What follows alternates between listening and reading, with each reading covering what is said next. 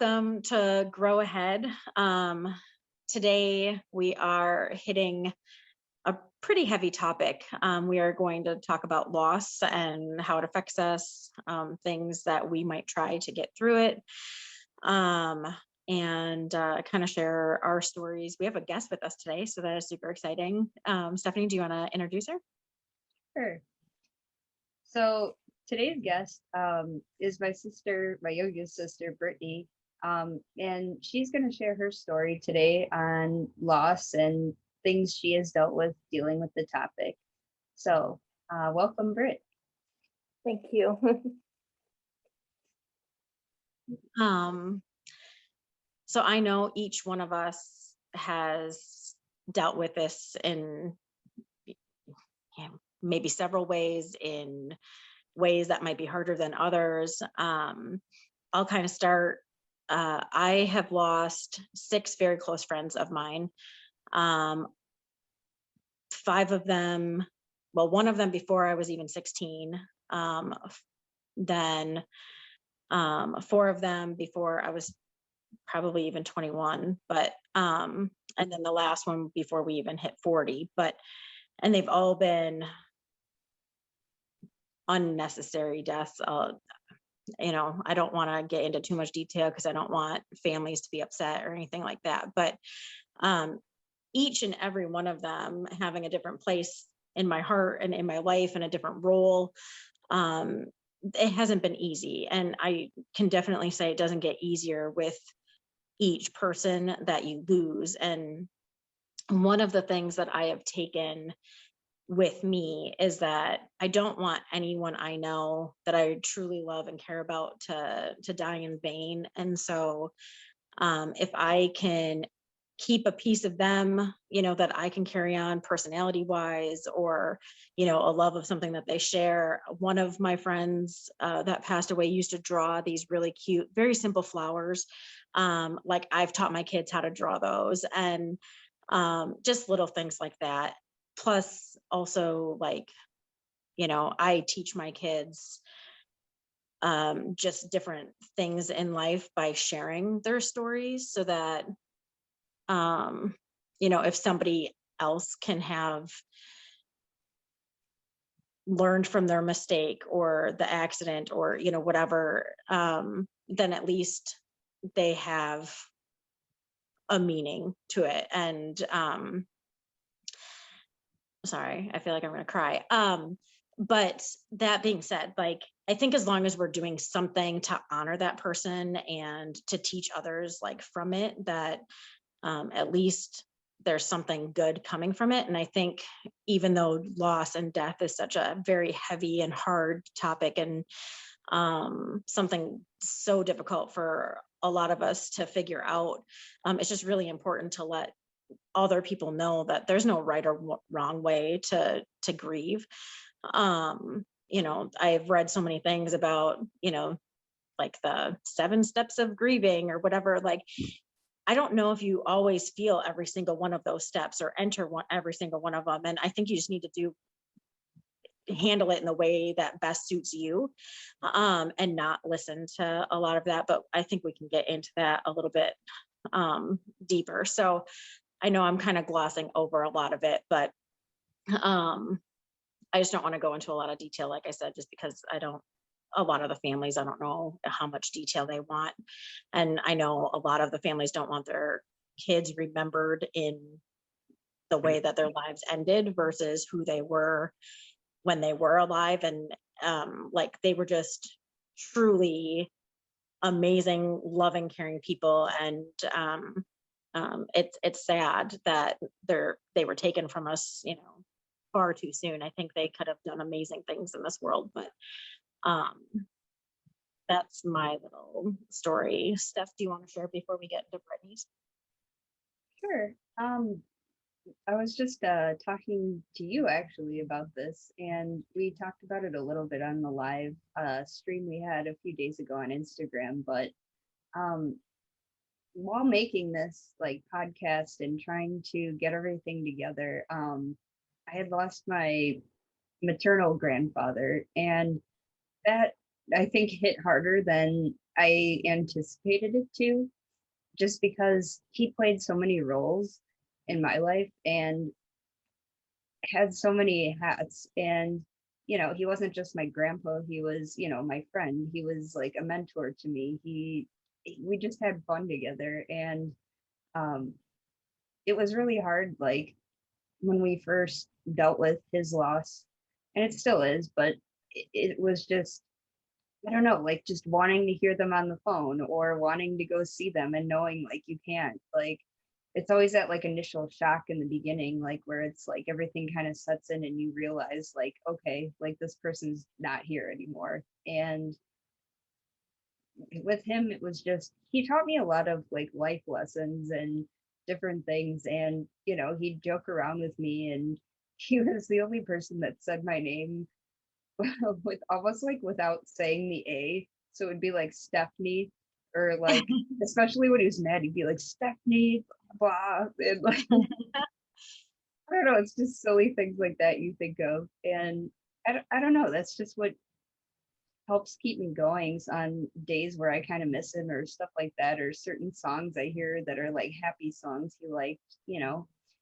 I feel like music helps a lot too when you're going through stuff, just because there's really like a song for everything. So, but he's never forgotten. He's always like, right here, and like, all the memories we had together and everything, like those are never forgotten. Absolutely. And just from conversations that you and I have had, I, never got to, see you interact with him or anything, but the stories that, you've been able to share with me, he seemed like the kind of person who, would be proud of you for doing something that, maybe is off the beaten path, but just because, it is something that you truly want to do. Yeah. Yeah, he was definitely like that. And he always worked hard in his life. And I know that, anytime we did something or worked hard for something, he was always like, proud of us or good job. That's fantastic. So we're gonna shift gears. Britt, we're gonna kind of let you take control of how you would like to share your story. And we'll go from there. Oh, okay. Um, well, my story is about my fiance. Um, we've had like this relationship wasn't just, some ordinary relationship, like boyfriend, girlfriend. This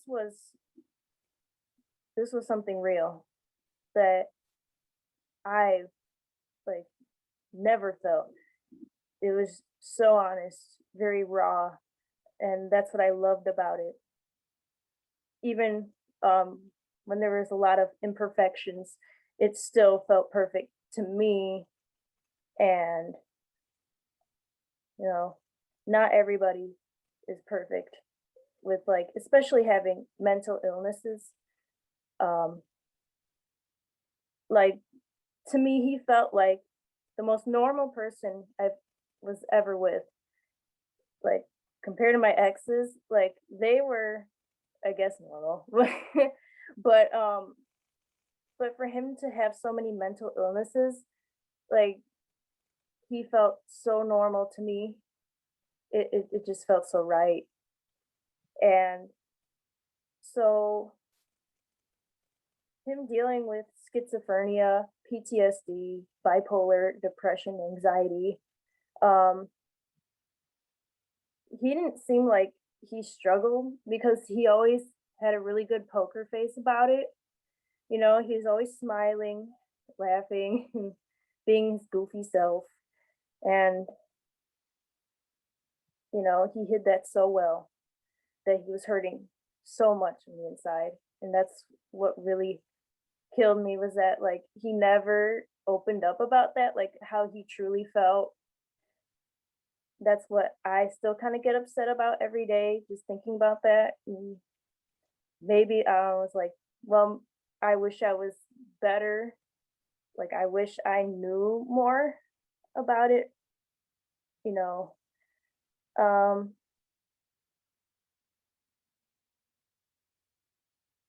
yeah, so when he came out of jail, he went to a rehab, which was in Humboldt Park, um, which was in August of 2019. Um, he was doing really good. And I always told him, I'm proud of you.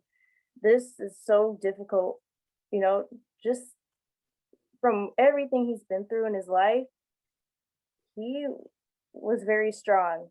Like, I don't think if I weren't in his life, I don't know if he would have been alive then or, because a lot of people have said, he has always, well, when he was 14 years old, I guess that's when he started to have a drug addiction and alcoholism grew on him. Um, because all these things are happening in his life, because he's adopted. He first met his biological father, and he's not a really good person in his life at all.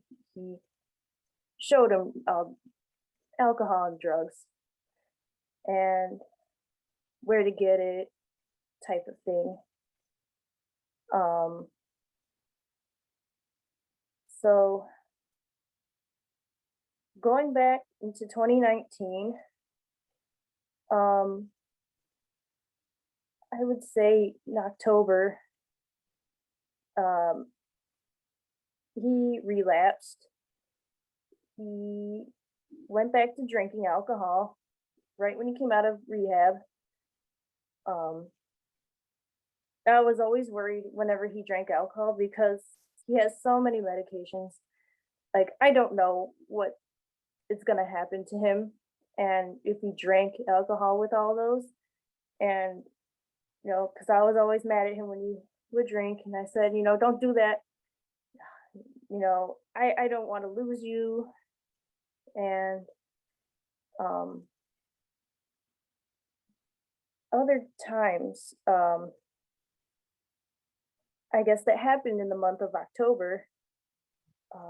I was not aware he hid that so well. I guess he shot up heroin. Um, my guess is 3 times, or he either met somebody in jail that has heroin, and like, I don't know what happened when he was in jail. Like, I don't know, like, behind the scenes, he seemed so fine when he would call me, or like when I visit him in jail. Um, he's always happy to see me. I was the only one that made him smile. He never really smiled for his mom, so I don't really blame him. uh, so, yeah, because there were times he would send me messages. He would say, I don't feel so good. I feel sick. I have a fever of 101 degrees. And I said, okay, just stay home. I don't want to ruin your health or anything. Just take care of yourself. I don't want to disturb anything. And so right after Halloween, I guess November, he was just acting a little bit more distant. He didn't really want to be around me as much. I knew there was something going on, but I didn't want to like be in that mindset of like, oh my God, he's doing this or that. I didn't want to jump into conclusions right away. Um, yeah, he one time, I was just looking through his car, because he had a lot of garbage in his car. He was a messy person, and I'm like, come on, let's clean your car out. And he was like, no, I don't want to clean up my car, this and that. And I said, it's just garbage. And so I found that he had like a, is it a cigarette machine, like that rolls it for you, and all that big bag of tobacco in his car. And I'm like, really? You're smoking again? You know, I didn't like when he'd smoke because, I mean, I have asthma, which came from smoke and all that, you know, affected my life. Um, so I get pretty mad at him. When he had the cigarette in his mouth, took it out of his mouth, threw it. I said, "Don't do that." um, and then he said he was going to an outpatient program that day, I guess. Um, and I said, "Okay, you want me to come with you? You know, like it's like moral support. You know, I love to go with you." And you know, he said no. Got mad when I got in his car. I sat in his car, you know, and yeah, he was in some mood, and I'm like, okay, I'll give you space. Um, hopefully, I'll see you the next day. And drove off. I didn't really hear from him that night. So I guess that for the next day, he was supposed to come over, and he never did. I was waiting for him at home, and he he just texted me. He's like, "Oh, I feel sick again." Um, and I said, "It's okay if you can't come. You know, I want you to be healthy. You know, take care of yourself." Um, and he starts doubting in our relationship. You know, he's like, um, keeps second guessing things, and he was just like, "Oh, are you sure you still want to be with me, this and that?" Or he would say, "I think you don't want to be with me, this and that." Yeah, he was just getting a little loopy there. And I said, what got in, what went in your head? You know, what made you start thinking about this stuff? You know, everything seemed fine before. Um, and his last words, his last message he sent me was, "You did nothing wrong." And I didn't want to think about it that much, but like I didn't want to worry, but I was worried. um, I'm like, maybe he's just, I don't know, maybe he's just, maybe he's just a little drunk. I don't know. Don't overreact. He'll be okay. Next day, I don't hear from him at all. I did send him messages. I said, "Are you okay? You know, I hope, um, I hope that I can see you again." And nothing, no response at all. Um, I just kept spamming him messages. Um, nothing. Um, so the next day after that, which was a Tuesday, um, November 5th, um, still no message from him. I'm like, okay, maybe he might be, I don't know if he's back in jail. Maybe he's in rehab. Maybe he's in the hospital. That's happened before. He was in a hospital 3 times because he had 3 suicide attempts of overdosing on his medication. Um, I know I don't mean to be a little bit off topic, but there was another thing that happened with him was he did video call me one time. This was back in 2018 of November. Video called me. I answered. Um, next thing I see is him laying on the floor. He's laying on the floor, the bathroom floor, pills on the floor. And I said, "What's happening? You know, are you okay? Oh my God, you know." And and I see his mom in the background, and she's like, come on, let's go. We're gonna go to the hospital. And I didn't know what he was doing that day. That kind of freaked me out. And I'm like, God, what happens when I'm not around? Like, that's scary. And I don't ever want to like remember him in that way, you know, um, because I know he's a very strong person. He's very empathetic. He's no. But then going back, okay, so forward to November 5th, 2019, um, I get a call in the morning from his mom, and she tells me Joey passed away. And I'm like, what? This can't be happening. And I'm like, I'm so sorry. Um, I didn't know what to say that day to his mom. There's no words. I remember when I hung up, I fell to the floor screaming, why?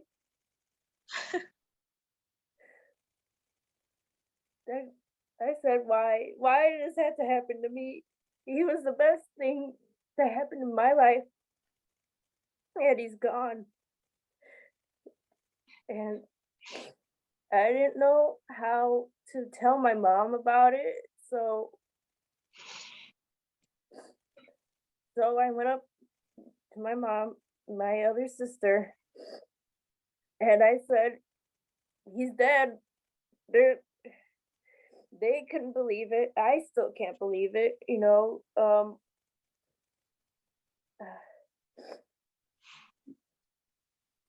So, everything just stopped for me.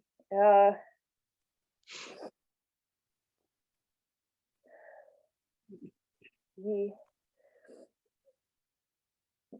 he was like the best thing I ever had in my life, and um, he was the only one that was ever truly committed to me. Like, we always talked about getting married. We always wanted to have our own family and stuff. We always talked about that. And now that he's gone, it's like I don't know what to do. Um, and and when it came uh to the wake, um, it was just I don't ever want to see him. Just it just it's just scarring just to see him in a casket. I touched his hands. It felt like he didn't even feel human. They just felt like he was made of clay. And I couldn't believe it. You know, I never really thought about this like happening so quick. And and my friend was supposed to come to his wake, and she never did. Um, she lied to me and said she had another wake to attend to, and I knew from the start that was bullshit. Um, I guess sex was more important than being there for me. And that really sucked because I always consider her my friend, my best friend, and she couldn't even do one thing for me. Um, anyways, um, uh, I know, I telling, oh, go ahead, hon. sorry. No, you're Oh, okay. um, so I walked up to his casket again. Um, we always had a song. I played it by his ear. I played it off of my phone, and there was Peanut Butter Waffles by Ryan Caraveo, his favorite rapper. My favorite too. um, we would always sing that song in his car, and I just think of all the memories we had. Being stupid in the car, just being dumb kids.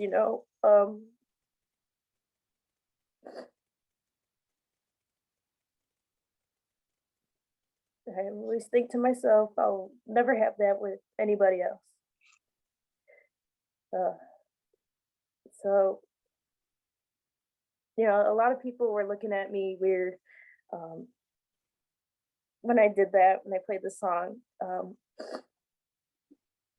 But like, that was our thing. That was our thing. And I'm not trying to be mean about my dad or anything. But like, my mom's boyfriend was there longer for me when it came to my fiance. When I got to see him one last time before the funeral, and I couldn't stay, like, I wasn't part of the family, so I couldn't stay with them just to have one last look at him. So we had a rush, and then I couldn't help. Um, so I just bawled my eyes out, and I just hugged my mom's boyfriend because he was more of like a support to me, and my dad couldn't even stay for like 5 minutes, and it killed. Oh, I had work. That I'm not important. You know, this is a huge thing happening to me, and he couldn't stay for that long. And so I just, I consider my mom's boyfriend to be more of a father figure to me than my own dad. And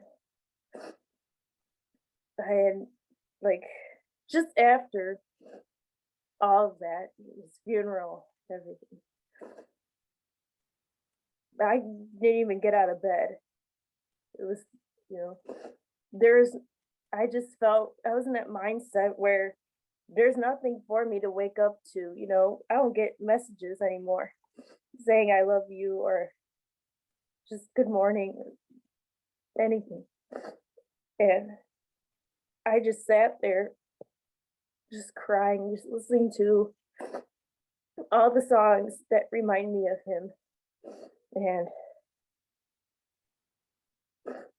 there were days I didn't even like I didn't even care about my health. I didn't care about myself at all. Uh, there were days I just didn't even shower. It was hard for me to get up and just brush my teeth because, like, it felt like my happiness was gone. He was my true happiness. And I mean, to this day I still do sleep with his sweatshirt in my bed. That don't go anywhere.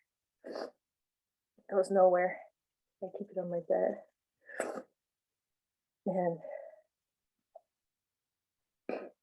like, that's the part of depression that a lot of people don't understand, is that, like, it's just sometimes it's kind of hard for me to take care of myself because I was gonna spend the rest of my life with that person, and I had to cut off a lot of people because they didn't get it. They didn't understand it. A lot of people were cut off by me because they either disrespected him or they disrespected me. Oh, I got a lot of messages. They're like, "Oh, I'm glad he's dead." It's just that's not right. I said, "Get out of my life. I don't need you. I don't care if you liked him or you didn't like him. He is still part of me, and I just, I just feel that you need to go. I don't need you." And then what else happened? I think that these people planned like to attack me personally of because I'm his significant other, and they think that I'm the reason why that he died. And so they sent me a bunch of death threats on my birthday, all over my social media. Now I'm like, well, happy birthday to me. Yeah, I wanted to die that day. That just did it for me. And I'm like, man, it's like everyone believes a rumor or a lie that just circulates with everything that goes on. And I know that it's not true, because I would have said something. If somebody wanted to know about something, I'm an open book. I will let you know about anything. I wouldn't hide anything. So it was just awful that day. I have a hard time trusting people nowadays because of that happening, and I always keep my guard up 24/7. And I do tell people about my fiance. His passing really affected me, and well, I guess I do kind of use it as a loaded gun, because I'd rather have somebody know about it first than for me to hide it as a secret, because that person was very important to me. He'll always be a part of my life, and I have to live with that for the rest of my life. And I don't know who would deal with someone like me with a bunch of emotional luggage.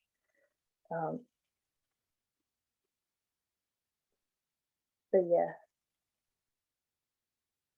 he passed away from an overdose on heroin and a little bit of cocaine in his system. And that is my story. Oh,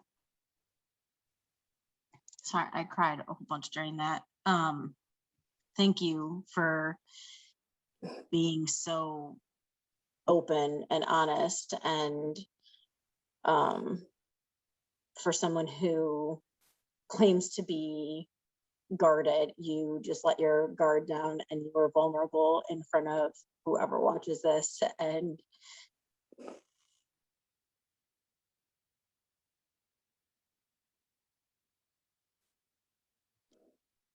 sorry,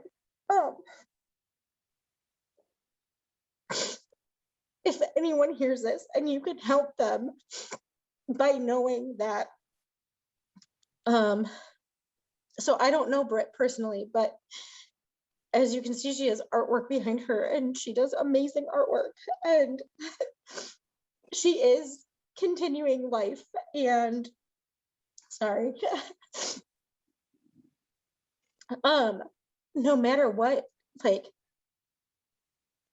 you still are a light to your family, to other people. And I can't thank you enough for being so open and raw with your story. I feel horrible that people don't understand mental illness at all. We talked about that a few weeks ago. People don't know what goes on behind the scenes in that, and so many people can put on a brave face and try and get through a day without anyone knowing. And to love someone and be there for someone who does struggle with that, I personally cannot imagine what you have on your shoulders even today. And I hope that as time goes on and as life goes on, you can start to release. Just from telling your story, you can tell that there's some internal guilt that you feel, and I hope that you can find a way to let some of that go. You were there and you loved him, and it's not your fault. But like I said, there is no timeline on grieving. There is no right or wrong way to do it. And like, as long as you can talk about it and, let people who love you be there for you, even if you have to spell out exactly what you need from them, I know that you'll be able to get through it. But don't let people tell you, like, that you should be over it, or you're probably never going to be over it. You're probably going to be 80 years old and still love him just as much as you do today, even if you have someone else in your life. And that's okay. And no one should tell you any different. So I cannot thank you enough for being brave to tell that story. I appreciate that. Even just from knowing you and being around you during those times of, finding out, he's no longer with us, and what, that looked like after, and, the months after that. And for you just being as young as you are, and, especially when it happened, like, I'm sure that there's so many people, that would love to hear your story and gain something from it, and maybe even, went through a similar situation, and, need that someone else to say that, like, I'm still here, I'm still going, like, it's not every day is great, but I'm doing it. And, I'm gonna face some struggles when I do. And like I said, not every day is going to be perfect. And I think that you sharing all that you have and being open and, being transparent, even when it's not easy and it's not something that, maybe a few people might not understand, you're still out here sharing it. And I'm really proud of you just for, the person that you are today, and continuing to go on and continuing to work at your amazing art skills. And, I think that those are things that have helped gotten you through the hard stuff. And I don't know, if there was one thing that, like, you could tell somebody else who might be going through this, or just anyone in general, what would you say right now to them? I guess I would say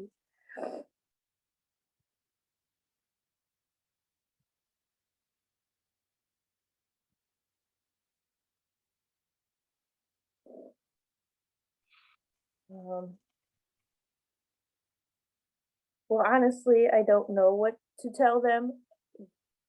Just let it happen, I guess.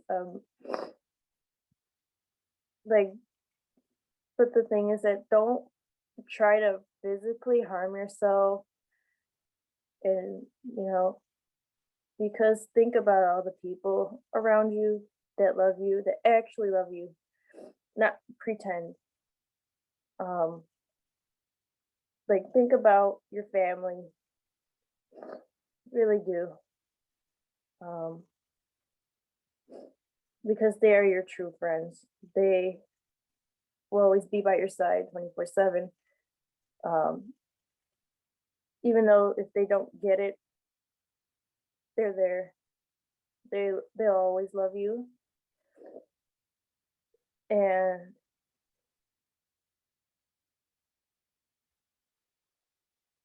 just do like whatever makes you happy, whether it be,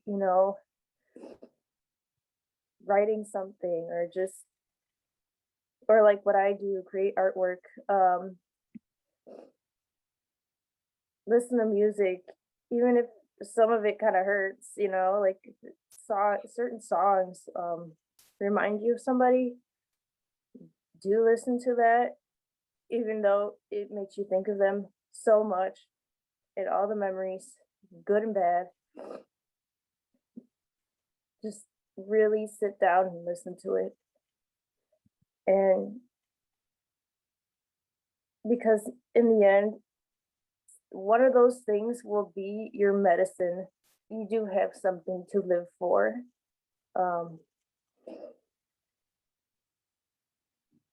As horrible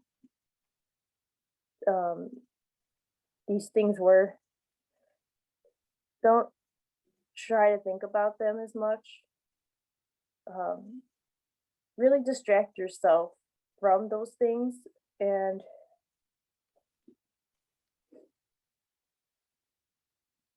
just kind of figure yourself out, you know, really uh, find what all your strengths are.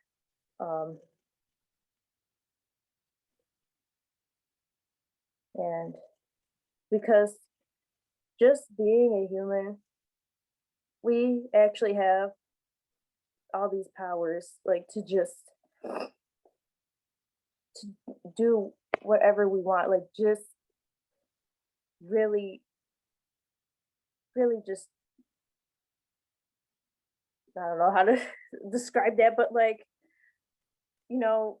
we have the ability to really change all that negativity, um,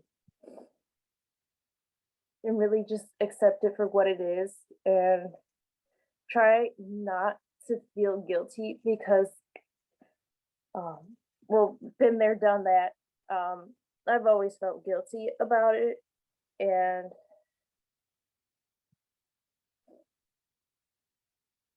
and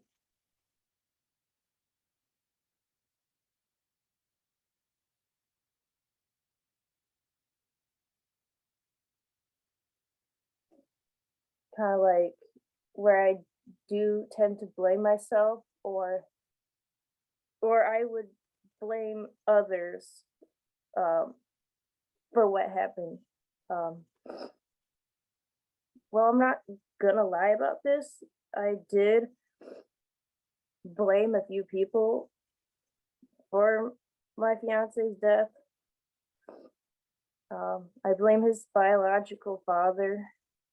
I blamed his biological father's girlfriend and this other person that he knows, who basically used him. Um, like, yeah,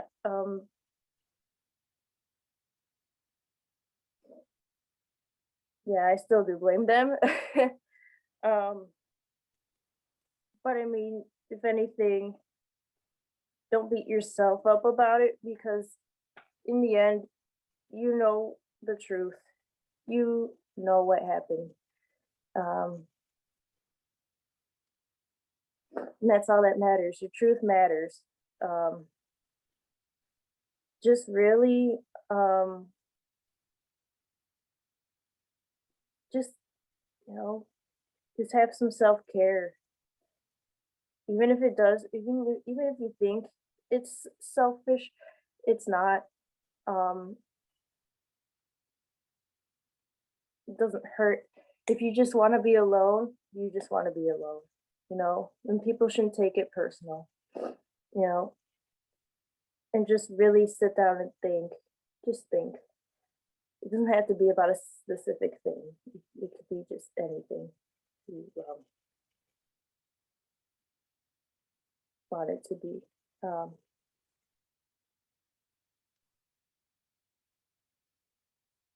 Yeah, I guess I don't really have a specific advice, but I mean, just really focus on yourself.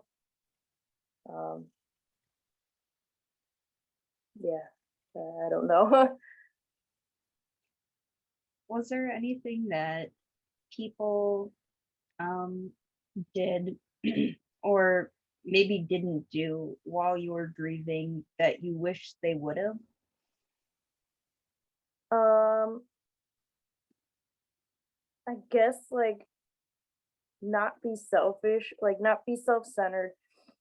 Um, I mean, this was something that was happening to me, and I had friends that really made it about themselves, and they weren't trying to be like empathetic. They didn't really get into my shoes. They just pretended that it was happening to them rather than just saying, oh, I'm sorry that like this is happening to you, this and that, blah blah blah. You know, um, she just, yeah, like made it about herself when like I was going through the gigs, like this is what real depression is. This is what it does.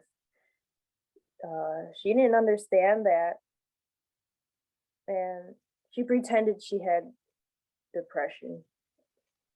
Um, no, I don't respect people that lie about having mental illness. Um, it's just, I don't know. I find that to be very offensive. Or pretend to be suicidal. You look you just look stupid,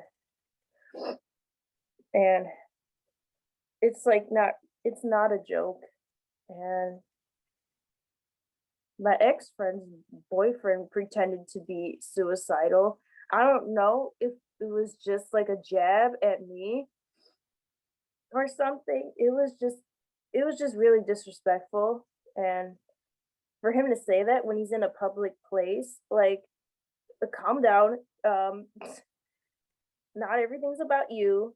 Um, and you just it's just really offensive, and I don't have respect for people like that. And it's just, I don't know why they try to be in my situation. I don't know why they want to. It's not fun. It sucks. I hate it. Um, it's like the worst place to be in, especially mentally. Yeah. And I think a lot of people don't realize, like you had said, like when somebody's saying, I'm suicidal or messing around and pretending to Hmm. be, I'm depressed or stuff like that.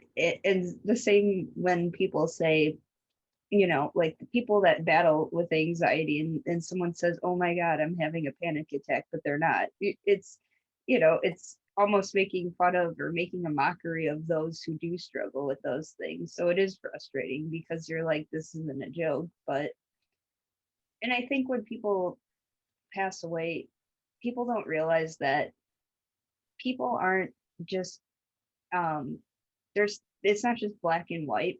There's a big, gray area as people. Like we all make mistakes. We all get angry at some point in our lives. We maybe do things that aren't the best or that we're proud of. But the thing is like we're also full of good things and joy and like things we like and all those things. And I think when we have a certain relationship with people, like good or bad, I've seen it mostly with, bad relationships or whatever, but we always want to look at the negative or, what we didn't do or what, this is. But at the end of the day, when somebody's gone, you're not looking at all the mistakes they made or how they made you mad.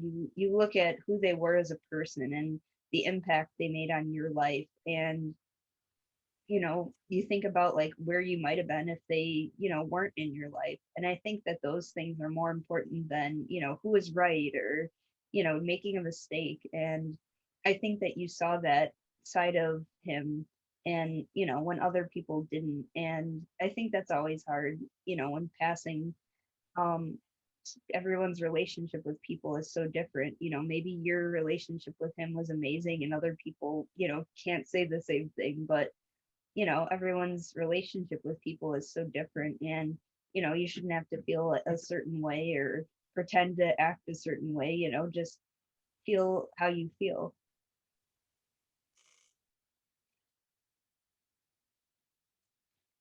I don't know what happened to Nicole. I think we might have lost her in this podcast at some point, but did you have anything else to say, Britt? Um, hmm. Well, for those who are suffering, who has a similar story to mine, I just really want to say, keep your head up. Good things will happen. They'll come your way. Um, don't force positive things into your life. Just let it come to you naturally. Let God decide for you. Um, and just, you know, really take care of yourself. And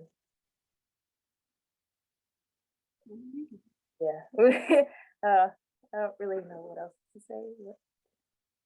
Um, well, thank you for being our first guest on Grow Ahead, Britt. And we appreciate you sharing your story and being honest and open about all this. Um, and until uh, next week, have courage to grow through life and not just go through life. Bye, guys.